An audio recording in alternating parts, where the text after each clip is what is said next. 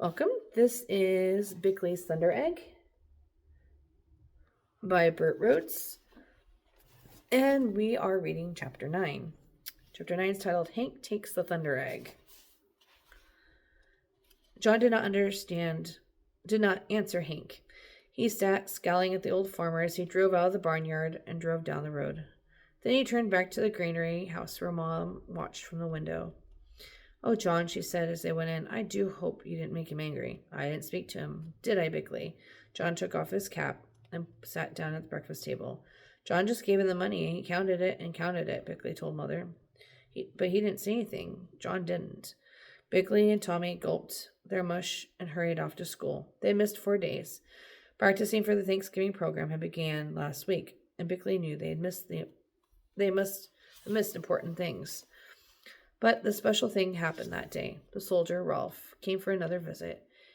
He came into the playground at last recess. "Are you sure you don't know anything about the house?" he asked them when they ran to meet him.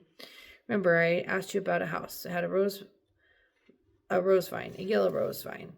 Then something opened in Bickley's mind. He looked at Tommy in amazement. Why, Tommy, the house that burned. It had a yellow rose vine and 2 little windows, green ones. He turned to face Ralph. "Maybe you're looking for the house we used to live in. The house is all burnt up now, but it did look like what you said. I never thought about it the other time you asked." Then Ralph took Bickley by the hand and drew him close to his side. I'd rather think I'm looking for that house. Of course, as you said. Of course, if you say it's all burned up now, but I would like to see the place where it stood. You can tell your mother that tomorrow evening I will come and talk to her about it." "Yes, sir," Bickley said, and stood looking up at the soldier. "I'm an army chaplain," Ralph explained to the boys. "I was with the 32nd Illinois Regiment. Do you know what a chaplain is?" None of the boys knew. A chaplain's the sort of preacher or minister who goes along with the army.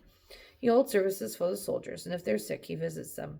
He reads the Bible to those who have time to listen, and many times the soldiers tell them their troubles and their secrets. The school bell chimed, and the boys hurried into the classroom. Bickley thought over and over what Rolf had said. When the Ross boys went home that evening, they were full of excitement. Mother, Bickley burst into the kitchen head of Tommy. "Our soldier's coming, the one who shot the goose for us. He's coming to talk with you this evening." "Oh, that'd be nice," she said. "He wants to talk to you about our house burning up," Tommy added. "What's this?" Dawn asked, but he was interrupted by the sound of heavy steps on the door. It was a sharp knock on the door. Mother opened it. Hank Collins stood outside. He pushed into the room. Mother handed him a chair and motioned for him to sit down near the fire, for the day was cold. Bickley and Tommy sat in the door of their bedroom with the thunder egg between them as they listened while Hank told Mother and John that they had to give him some more security since the corn had brought such a low price. "But we don't have anything that's worth much," Mother explained to him. "You see, after the fire, people gave us things. Look around, and if there's anything here you think is valuable, look around and see if there's anything you think that's valuable enough to take as security." Hank examined the room. He looked at the stove for a long time. "Pretty good stove," he remarks. "It belongs to Red Hog," Mother told him. "He loaned it to us."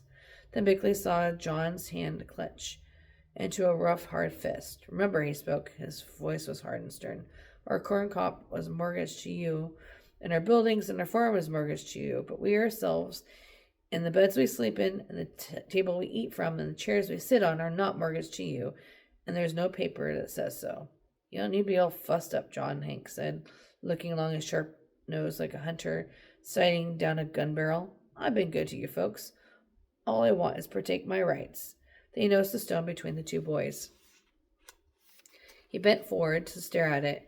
They were patting it and stroking it as they often did when they were dreaming about the time that they would have enough money to take the thunder egg to Marshalltown and have it polished. "What kind of stone you young'uns got?" he asked, getting up from his chair, coming over to kneel by the stone. "Oh, it's a thunder egg, that's all," Tommy piped up with a shrill, excited voice. "We're going to take it to Marshalltown and get it cut and polished. It's just like Red Hog Smith's thunder egg." Hank picked up the stone and looked at it. "Thunder egg, huh?" He shifted the weight of the stone from one hand to the other. "I've seen that thunder egg of Red Hog's. Right pretty it is, too." He turned the stone over and examined every side. Bickley felt a strange fear rising in his throat. He reached for the stone, but Hank stepped back. Costs money to cut stones and get them polished. He laughed with a thin, cackling smile. Reckon it'd be a long time before you youngins have enough to do that, huh? It'll keep, Bickley said, still with his hands out for the stone. It won't spoil. And even if we have to wait till we're grown up, we'll wait, won't we, Tommy? No, I ain't giving it to ya. He looked at the two boys. Tell you what I'm going to do. I'm going to take this here fine stone. I know how it's come from California. Must have something pretty inside, like Red Hog's Smith stone. And then again, it may not. He laughed again. I'll just take it as sort of interest. It ain't much, of course, but I like pretty things. Bickley's heart leaped to his throat. No, no!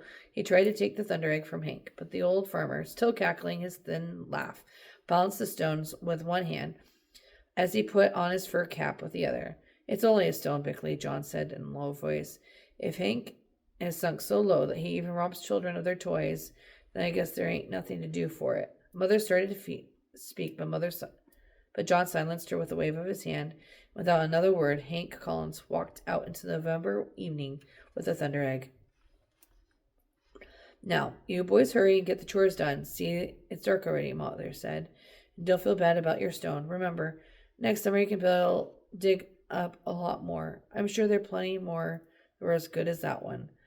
But not from California, Mother. Not from California. Not thunder eggs. Bickley's voice had risen to a wail. He was near crying. He grabbed the cob buckets, in the old boiler they used for the cobs, and started for the barn with Tommy at his heels. Let's not even think about mean old Hank, Tommy said with a trembling voice. Let's think about tomorrow night when Ralph comes. I wonder why he wants to talk about burned house, Bickley said, wiping his mitten over his eyes and nose to brush away the tears he just couldn't keep back.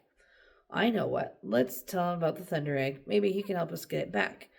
I think Hank might be scared of Ralph. He's a soldier, after all. After supper was over, the boys were tucked in bed. Bickley could not sleep. He kept thinking of Hank and the thunder egg. Now Hank would take the stone to Marshalltown and have it polished, and they would never get to see the beautiful thing inside. What's more he thought about, the heavier his heart grew. He finally sat up in bed to ease the weight of it a little.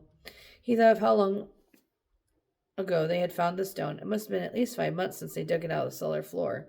It was just a stone, but Bickley hadn't realized how much he cared about it. Not until now, after Hank Collins had carried it away. It's the end of chapter 9.